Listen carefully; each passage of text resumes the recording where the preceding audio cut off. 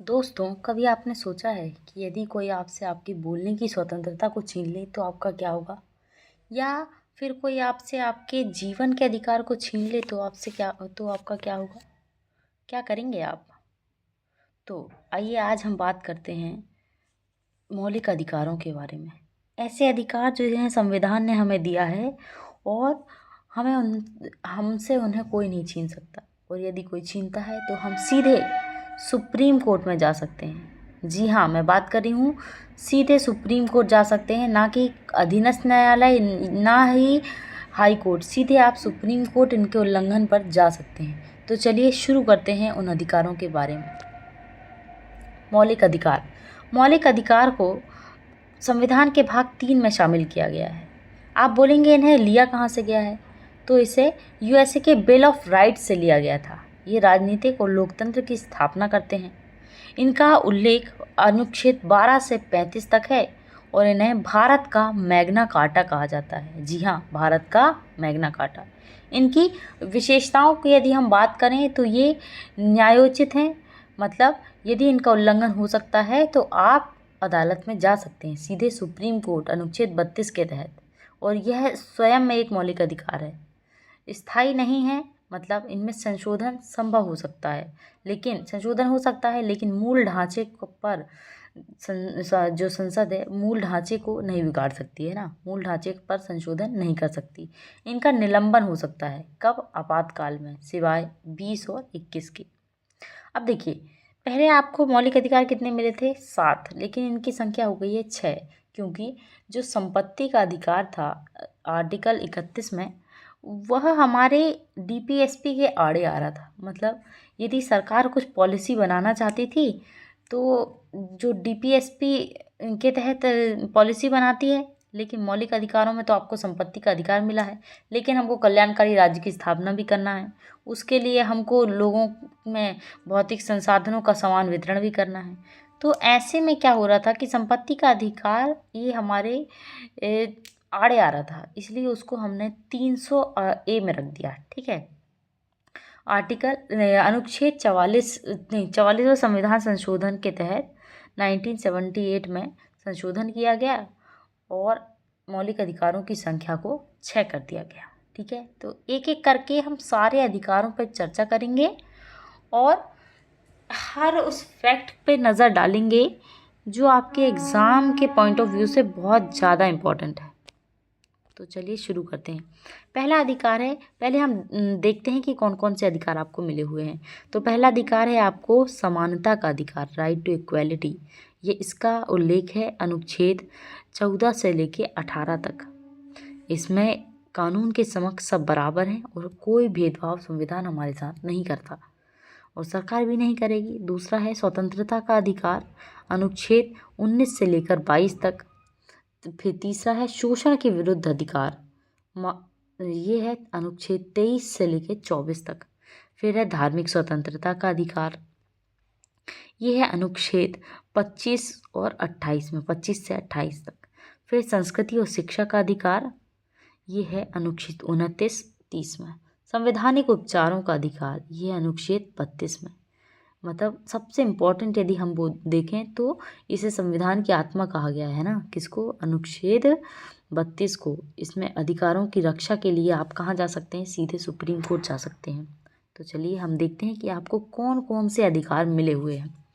तो पहला है समानता का अधिकार। समानता का अधिकार किस आर्टिकल में है?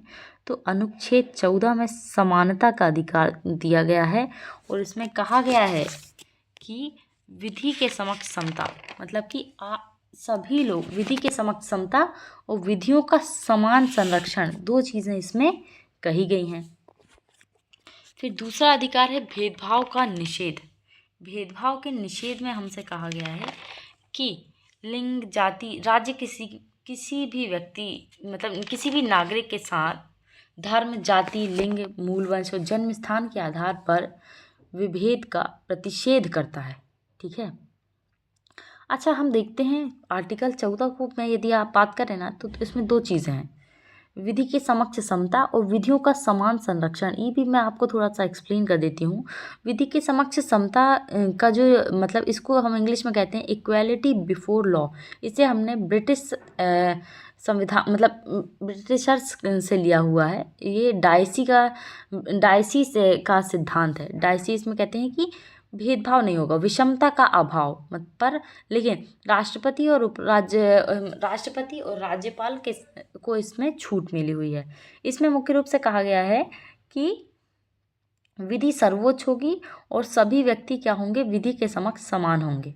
लेकिन और राष्ट्रपति और राज्यपाल अपने पद पे रहेंगे तो उनके ऊपर कोई भी आपराधिक कार्रवाई नहीं की जा सकती। हाँ, सिविल मामले पे उन पे जैसे तलाक वलाक का है तो फिर कार्रवाई हो सकती है।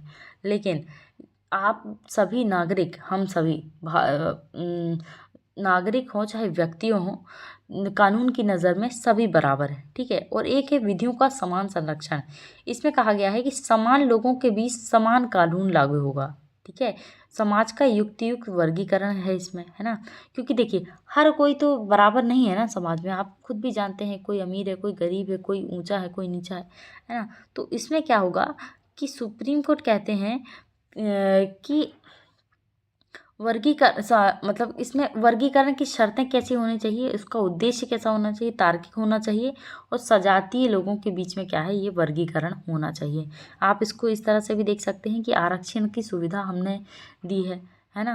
कैसे दी है, यदि कोई एससी का व्यक्ति है, वो समाज में तो वैसे भी नीचे आ रहा है ना, और कोई जनरल का व्यक्ति है तो हम उसको जनरल के बराबर में लाने के लिए हम उसको थोड़ी सी सहायता हम उसको उपलब्ध कराते हैं, जिसे आरक्षण का नाम दिया गया। लेकिन आरक्षण इसके ये वाले आर्टिकल में आरक्षण नहीं आता है। आरक्षण आएगा अनुच्छेद 15 में। अनुच्छेद 15 कहता है कि केवल 5 आधार पर, कौन कौन से 5 आधार, धर्म, जाति, लिंग, मूल वंश और जन्म स्थान के आधार पर राज्य क्या नहीं कर सकता, विभेद नहीं कर सकता, ठीक है। और इसमें और भी बहुत सारे आर्टिकल हैं, जैसे कि 15(2) है, तो 15(2) में कहा गया है कि दुकानों, सार्वजनिक भोजनालयों, होटल और सार्वजनिक मनोरंजन के क्षेत्र में कोई आपको प्रवेश से नहीं रोक सकता। पूर्णतः या भागतः राज्य के द्वारा पोषित या साधारण जनता के प्रयोग के लिए समर्पित कुआं, तालाब, स्नानाघाट, इन सब में आपको कोई रोक नहीं सकता है जाने से, ठीक है। और अनुच्छेद इसमें हम देखते हैं जो 15(3) है, 15(3) बहुत इंपॉर्टेंट है। इसमें 15(3) जो है ना, वो उसमें कहा गया है कि अनुच्छेद 15 की कोई भी बात राज्य को महिलाओं और बच्चों के लिए विशेष प्रावधान करने से नहीं रोक सकती। मतलब कि देखिए भेदभाव तो नहीं करेगा, लेकिन महिला और बच्चे जो हैं एक सेंसिटिव मुद्दा है हमारे समाज का, है ना। तो इसमें आप इस चीज़ पे वो नहीं कर सकते कि आपने महिलाओं को ज़्यादा सुविधाएं दे दी या बच्चों को ज़्यादा सुविधाएं दे दी। तो राज्य क्या है, महिलाओं और बच्चों के लिए विशेष प्रावधान कर सकता है ना। फिर 15(4) में कहा गया है कि सामाजिक और शैक्षणिक रूप से पिछड़े हुए लोगों जैसे ST SC के वर्गों के लिए कोई प्रावधान राज्य कर सकता है, क्योंकि वो पीछे है थोड़ा सा समाज से, और हमें उनको समाज की मुख्य धारा में लेकर आना है ना। फिर 15(5) कहा गया है, तो 15(5) मुख्य रूप से आप देखें ना तो ये आरक्षण से संबंधित है। 15(4) और 15(5) किससे संबंधित है, तो आरक्षण से संबंधित है, ठीक है। तो यदि मुख्य रूप से आपसे पूछा जाए कि आरक्षण किस अनुच्छेद से संबंधित है, तो आरक्षण किससे संबंधित है, तो 15 से संबंधित है, ठीक है। अनुच्छेद 15 में अनुच्छेद 15(5) में एजुकेशन मतलब कि जो संस्थाएं हैं, स्कूल, कॉलेज, उसमें जो ST SC OBC के जो छात्र हैं उनके लिए सीट रिजर्वेशन जो होता है ना, उससे संबंधित है। और 15(6) संबंधित है EWS का जो 10% आरक्षण मिला था उससे संबंधित, ठीक है। और 15(4) ST SC OBC के आरक्षण से संबंधित है। अब हम आते हैं अनुच्छेद 16 में। अनुच्छेद 16 में है लोक नियोजन में अवसर की समानता। यह है नौकरियों में आरक्षण से संबंधित। किससे संबंधित, नौकरियों में आरक्षण। आप देखिए कि 15(5) में हमने एजुकेशन में आरक्षण से संबंधित पूछा था, और अब हम आगे हैं 16 में। 16 में क्या है, नौकरियों में रिजर्वेशन से संबंधित है। 16(4) और एक है 16(4)A जो है वो प्रमोशन में आरक्षण से संबंधित है, ठीक। फिर हम आते हैं अनुच्छेद 17 में। 17 में अस्पृश्यता का अंत। आप लोग जानते होंगे कि पुरातन काल में भारत में बहुत ज़्यादा छुआछूत माना जाता था। तो छुआछूत के कारण तो छूत से मतलब कि निजात पाने के लिए संविधान में ये आर्टिकल को शामिल किया गया है ना, जिसमें कोई भी व्यक्ति यदि इस तरह का कार्य करता है ना, जो ये किसी को छूत मानता है, तो उसके लिए अस्पृश्यता अपराध अधिनियम भी बनाया गया है ना, 1955 में बनाया गया था। और 1976 में सिविल अधिकार संरक्षण अधिनियम बनाया गया। जो अस्पृश्यता है वो क्या है, एक दंडनीय कृत्य है। इसमें क्या क्या चीज़ें शामिल होती हैं कि आप किसी को जाति सूचक या अपमानजनक शब्दों के द्वारा नहीं पुकार सकते, या फिर सार्वजनिक स्थल में जाति के नाम पर उसको प्रवेश से रोक कि यदि तुम इस जाति के हो तो इस मंदिर में नहीं आओगे, इस कुएं इस तालाब में नहीं आओगे, है ना। अस्पृश्यता को जस्टिफाई करना, यदि कोई अस्पृश्यता को जस्टिफाई भी कर रहा है तो भी वो गलत है, कोई उपदेश दे रहा है तो भी वो गलत है ना। और जाति के नाम पर सार्वजनिक सेवा से यदि कोई इनकार कर देता है तो इसको भी अस्पृश्यता माना जाएगा। ये एक संज्ञेय और एक गैर जमानती अपराध है। केवल अदालत से ही जमानत होगी इसमें, सिर्फ अदालत से। आप सोचें पुलिस स्टेशन चले जाएं और आपको जमानत मिल जाए तो नहीं मिलेगी। तो ऐसे कृत्य ना आप करें ना किसी को करने दें। 18 है उपाधियों का अंत। देखिए, संविधान की नज़र में हम सभी बराबर हैं, सभी नागरिक बराबर हैं, है ना। तो न राज्य कोई उपाधि देगा, न राज्य कोई उपाधि ना आपको प्रदान करेगा, ना आप कहीं और से कोई उपाधि लेने चाहोगे, है ना। तो 18(1) में कहा गया है कि राज्य कोई भी उपाधि नहीं देगा, सैन्य और शैक्षणिक उपाधियां दे सकता है ना। और 18(2) में कहा गया है कि नागरिक, यदि कोई भारत का नागरिक है तो वो विदेशी राज्य से कोई भी उपाधि ग्रहण नहीं करेगा। और 18(3) में कहा गया है कि विदेशी भारत में, यदि कोई विदेशी है और भारत में लाभ के पद पे है, या फिर मतलब इस तरह से वो कोई लाभ के पद पे है, तो वो भी विदेशी सरकार से कोई भी उपाधि ग्रहण नहीं करेगा। हाँ, राष्ट्रपति की सहमति से कर सकता है। और 18(4) में कहा गया है कि कोई व्यक्ति या नागरिक या गैर नागरिक कोई मतलब कि उपलब्धि या भेंट, किसी से भी कोई भी उपलब्धि कोई दूसरे राज्य से कोई भेंट या उपलब्धि स्वीकार नहीं करेगा। हाँ, राष्ट्रपति की सहमति से कर सकता है। इसमें एक विवाद आपने देखा होगा, उपाधियों वाला, भारत रत्न से संबंधित विवाद, है ना। 1854 में भारत रत्न शुरू किए गए थे, है ना। भारत रत्न शुरू किए गए तो अब लोग क्या करने लग गए थे, उसको अपने नाम के आगे लगाने लग गए थे। लेकिन इसमें कहा गया है कि आप भारत रत्न जो आपको वो मिला है, अवार्ड मिला है, तो आप उसको नाम के आगे नहीं लगा सकते, लेकिन लोग नाम के आगे लगाने लग गए। इसीलिए फिर क्या हुआ था कि, और इसमें यह है कि देखिए, वो भी तो इंसान है और वो भी हमारे बराबर है, लेकिन आप वरीयता क्रम में देखेंगे को तो 7A में क्या है, भारत रत्न वालों को शामिल किया गया है ना।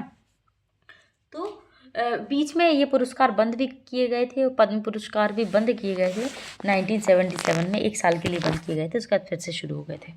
ठीक, अब आते हैं हम लोग दूसरा हमारा जो है, पहला हो गया समानता का अधिकार खत्म हो गया, अब दूसरा आते हैं हम लोग स्वतंत्रता का अधिकार। तो स्वतंत्रता, राइट टू फ्रीडम, ये आपको कहाँ मिला है, आर्टिकल 19 से लेकर 22 तक।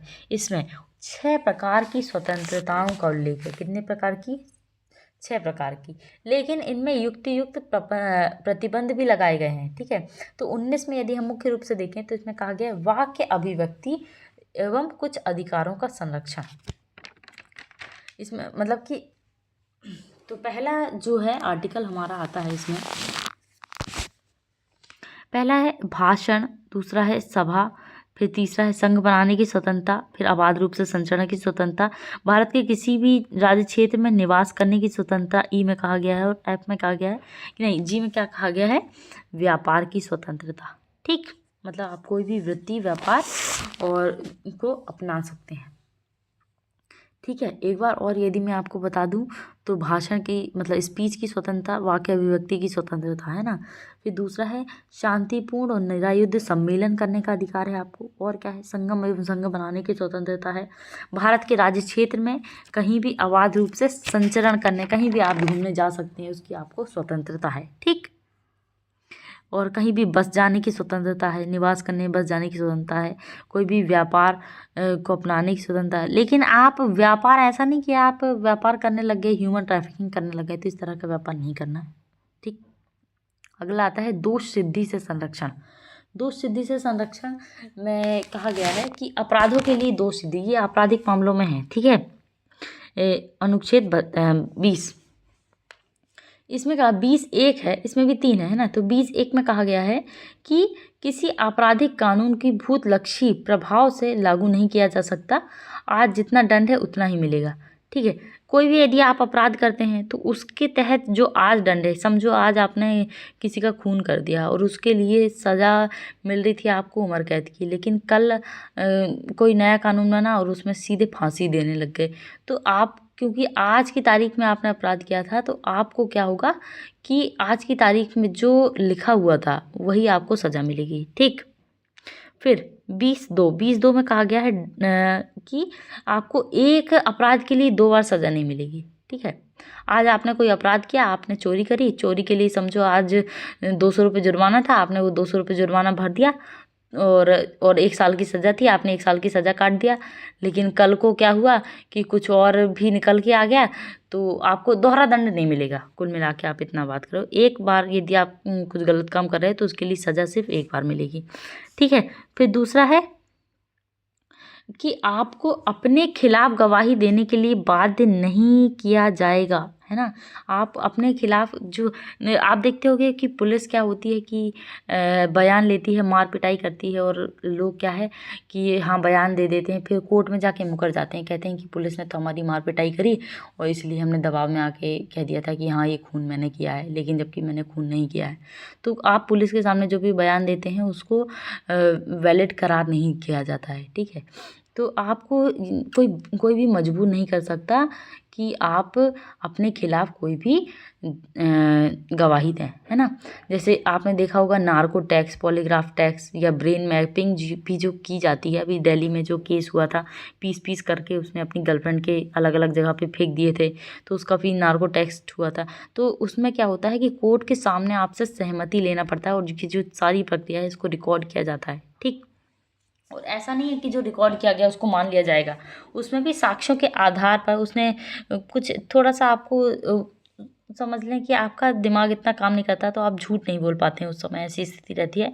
तो समझो कि उसने पूछा कि आपने किस हथियार से मारा था, तो उसने बोला चाकू से मारा था। वो चाकू कहाँ रखा है, तो उसने बोला कि वो चाकू मैंने अपने बेडरूम के नीचे बेड के उधर कहीं छिपा के रखा है। तो आप जाएंगे उसको ढूंढेंगे, उसमें उसके फिंगरप्रिंट वगैरह खोजेंगे, उसके आधार पे आप उसको सज़ा दिलवा सकते हैं। ये नहीं कि हमने रिकॉर्ड कर लिया और उसको जाके सज़ा दे दें, तो ऐसा नहीं होता है, ठीक। अगला है प्राण एवं दैहिक स्वतंत्रता का अधिकार। सबसे बड़ा आर्टिकल हमको यही है और इसको बहुत सारे इसमें वो चीज़ों को शामिल किया गया है। ये अधिकार व्यक्तियों को मिला है, प्राण एवं दैहिक स्वतंत्रता का अधिकार, कि किसी भी व्यक्ति को केवल विधि के द्वारा स्थापित प्रक्रिया से ही इस अधिकार से वंचित किया जाएगा। मतलब आपको कोई मान नहीं सकता है, आपको जिंदा रहने का अधिकार है, लेकिन जीवित रहना उसमें कैसा जीवन, गरिमामय जीवन, ठीक है। ऐसा नहीं कि जीवन तो कुत्ता भी जी लेता है, लेकिन आपको कैसा जीवन चाहिए, हमको गरिमामय जीवन चाहिए, है ना। इसमें आप बहुत सारी चीज़ें इसमें जुड़ी हुई हैं, जैसे कि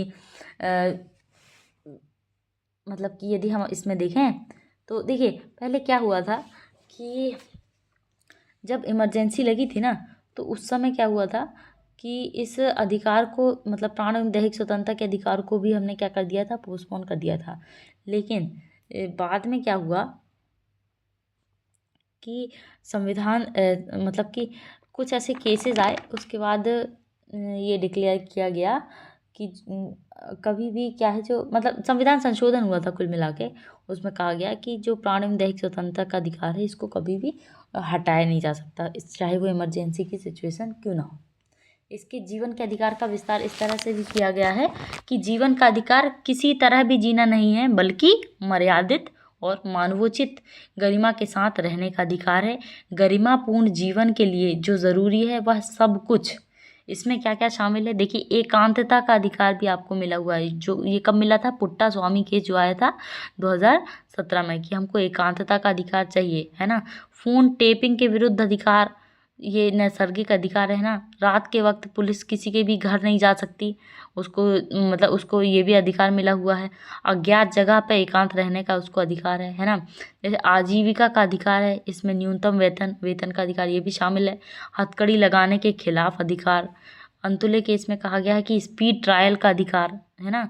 यदि आपके ऊपर कोई केस चल रहा है तो आपको जल्दी जल्दी उस पर ट्रायल कराया जाए, ये भी अधिकार आपको मिला हुआ है। मृत्यु दंड में विलंब के विरुद्ध अधिकार। यदि हमको मृत्यु दंड मिला हुआ है, किसी हमने कोई अपराध कर दिया और हमको क्या मिला है, मृत्यु दंड मिला है ना। तो मृत्यु दंड मिला है तो आपको कि आज आपकी तारीख मुकर्रर कर दी गई थी 4 तारीख, तो आपको 4 तारीख को ही फांसी दी जाए या जो भी दिया जाए, है ना। ये नहीं कि आज हमने लेट कर दिया तो कल दे देंगे, परसों दे देंगे। ऐसे में तो वो इंसान, उसका क्या जीवन है, वो रोज रोज रह रह के रोज मर रहा है ना। तो उसे उसके विरुद्ध भी आपको अधिकार मिला हुआ है ना। कस्टडी में दमन के विरुद्ध अधिकार। फिर क्या हुआ कि 86वां संविधान संशोधन हुआ, उसके द्वारा 21A को जोड़ा गया। 21A में क्या शामिल है, शिक्षा का अधिकार। ठीक। फिर अनुच्छेद 22 में क्या आ गया है, गिरफ्तारी से संरक्षण का अधिकार। फिर अगला आता है, दो हो गया, पहला हो गया हमारा समानता का अधिकार, दूसरा है स्वतंत्रता का अधिकार, तीसरा आ जाता है अब हमारा शोषण के विरुद्ध अधिकार। ठीक है, शोषण के विरुद्ध अधिकार में हम आते हैं तो इसमें कहा गया है कि मानव और पहला, इसमें 2 आर्टिकल हैं। 23 में कहा गया है मानव दुर्व्यापार एवं बलात् श्रम का निषेध।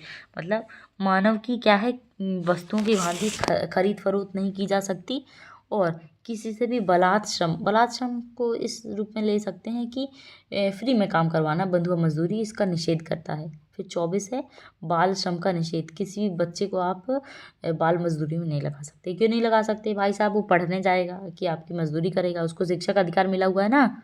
6 से 14 साल तक तो वो काम ही करेगा, नहीं पढ़ाई ही करेगा, तो वो काम कैसे करेगा, तो वो काम नहीं करना है। ठीक। अगला अधिकार है हमारा धर्म की स्वतंत्रता का अधिकार। तो अनुच्छेद 25 में आते हैं हम। तो अनुच्छेद 25 में कहा गया है कि धर्म को मानने, प्रचार और आचरण की स्वतंत्रता। आपको कि आप कोई व्यक्ति चाहे कोई भी धर्म माने, उसको जो भी धर्म मानना है भाई साहब वो मान ले, उसको ये अधिकार मिला हुआ है ना। दूसरा अधिकार है धार्मिक कार्यों का प्रबंधन। कि आप गणेश जी बिठा रहे हो तो उनके लिए आप चंदा इकट्ठा कर रहे हो, आपको जो भी करना है तो आप वो कर सकते हो। ठीक। फिर आर्टिकल 27 में हम आते हैं तो करों से मुक्ति का अधिकार। इसमें मुख्य रूप से ये शामिल है कि कोई भी धार्मिक कर आपके ऊपर लगाया जाता है तो आप मतलब कि वो नहीं है, बाध्य नहीं है कि हमको उसको देना ही पड़ेगा। ठीक है। फिर 28 है शिक्षण संस्थानों में धार्मिक शिक्षा। ये भी अधिकार आपको मिला हुआ है कि शिक्षण संस्थानों में यदि कोई धार्मिक शिक्षा दी जाती है तो आप उसमें शामिल भी हो सकते हो, नहीं भी हो सकते हो, है ना। और मतलब कि ये भी कहा गया है कि यदि कोई राज्य द्वारा पोषित पूरा संस्थान है तो उसमें क्या है, कोई भी किसी प्रकार की धार्मिक शिक्षा नहीं दी जाएगी। लेकिन यदि कोई धार्मिक संस्थान है तो वहाँ पे कोई धार्मिक शिक्षा दी जा सकती है। ठीक।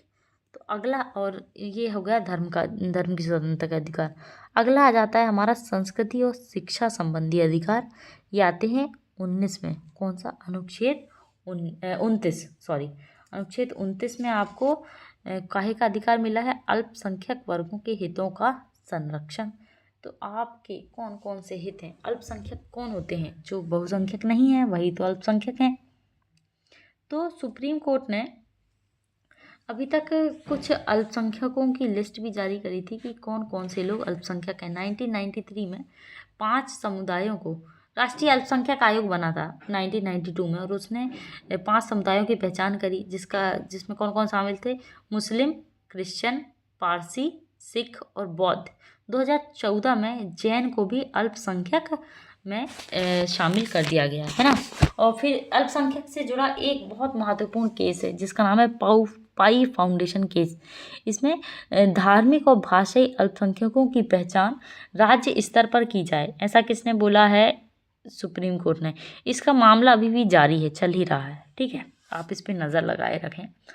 कुछ महत्वपूर्ण सवाल जो सुप्रीम कोर्ट के निर्णय। आर्टिकल 29(2) की वजह से विरोधाभास अधिकतम कितने अभ्यर्थी, मतलब अगला देखते हैं हम लोग अनुच्छेद अनुच्छेद 30 में क्या है, शिक्षा संस्थानों की स्थापना का अधिकार।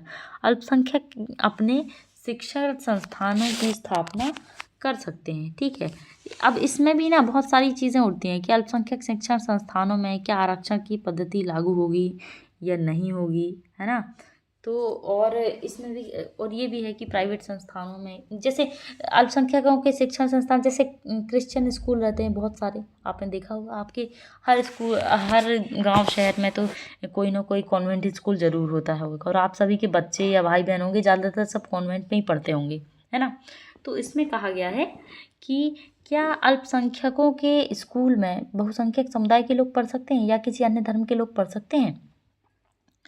तो इसमें जो मतलब कि सेंट स्टीफन केस आया था 1992 में, उसमें कहा गया कि अल्पसंख्यक समुदाय के लोगों को तो 50% आरक्षण मिलेगा और बाकी के क्या है, गैर अल्पसंख्यक पद भी रह सकते हैं, है ना। टीएमए पाई फाउंडेशन वर्सेस कर्नाटका केस 2002 में 11 जजों की बेंच बैठी और उसने ये निर्णय किया कि राज्य इन संस्थानों में प्रवेश प्रक्रिया तय कर सकता है ना। और गैर अल्पसंख्यकों को भी इसमें एडमिशन मिल सकता है, लेकिन इनकी संख्या जो होगी युक्ति युक्त होगी, वो अपने आप से डिसाइड कर सकते हैं।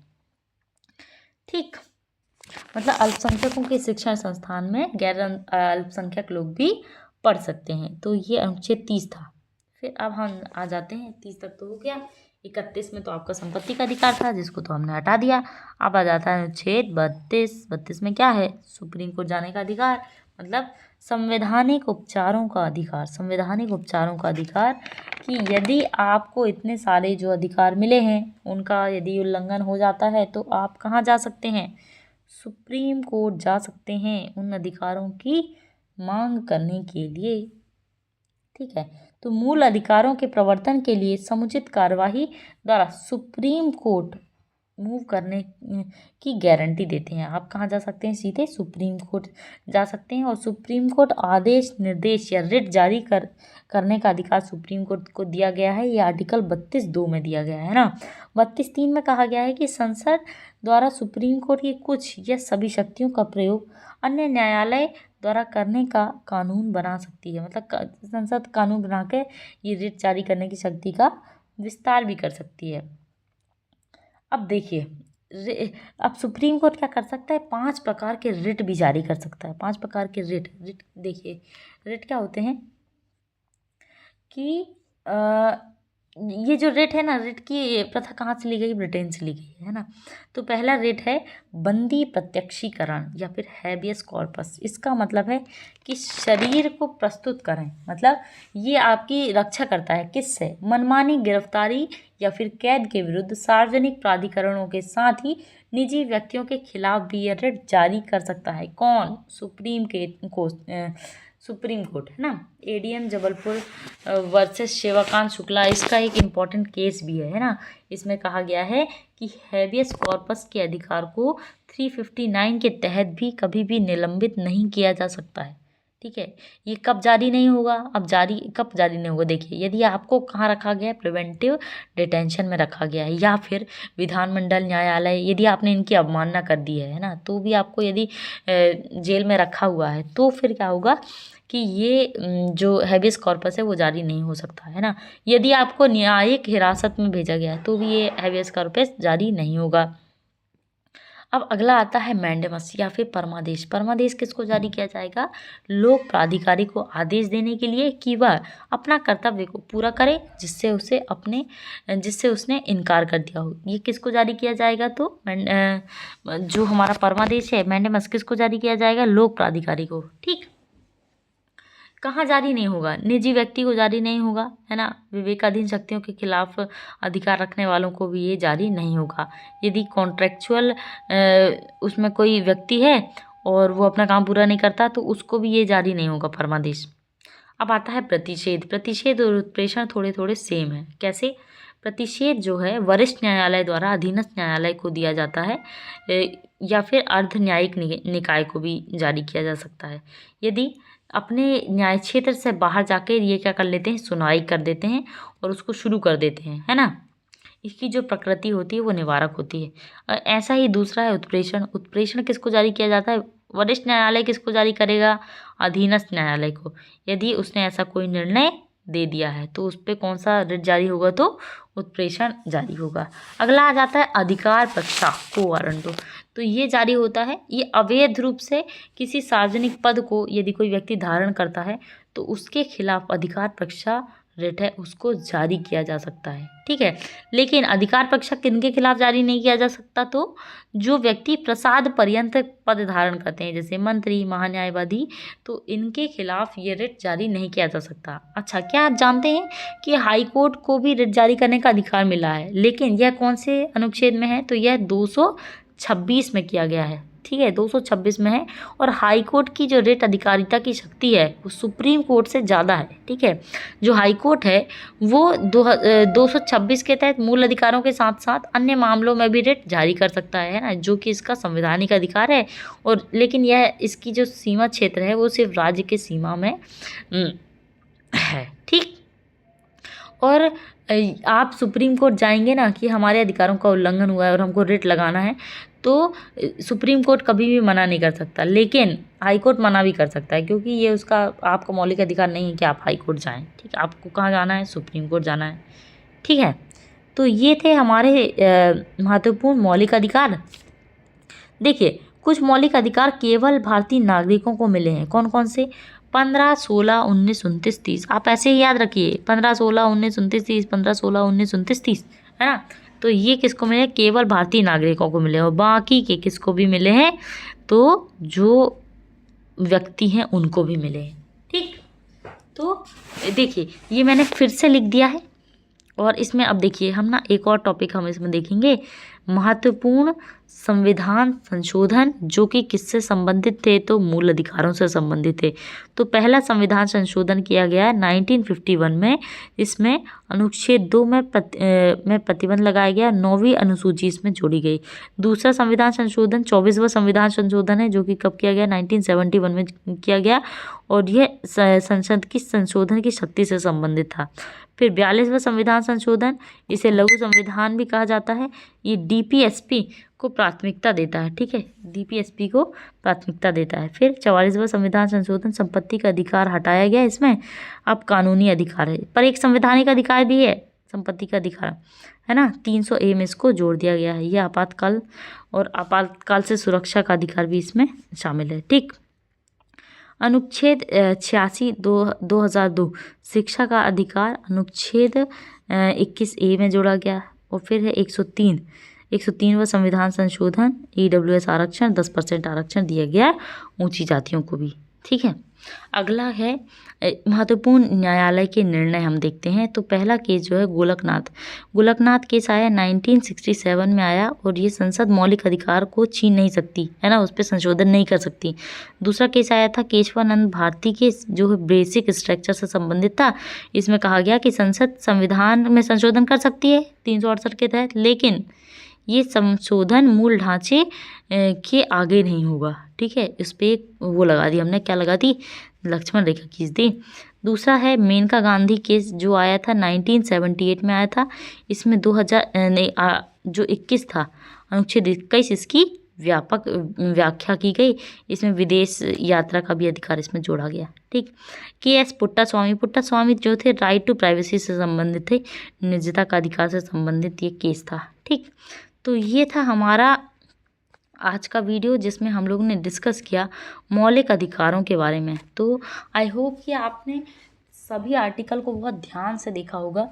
आप इसको, मैं ये स्लाइड आपको शेयर कर दूंगी कहाँ पे? टेलीग्राम चैनल पे बोधिसत्व एकेडमी के। तो आप वहाँ पे जाके इस PDF को बहुत ध्यान से एक बार पढ़ लेंगे, रीड कर लेंगे ना, तो आप बहुत कॉन्फिडेंट फील करेंगे।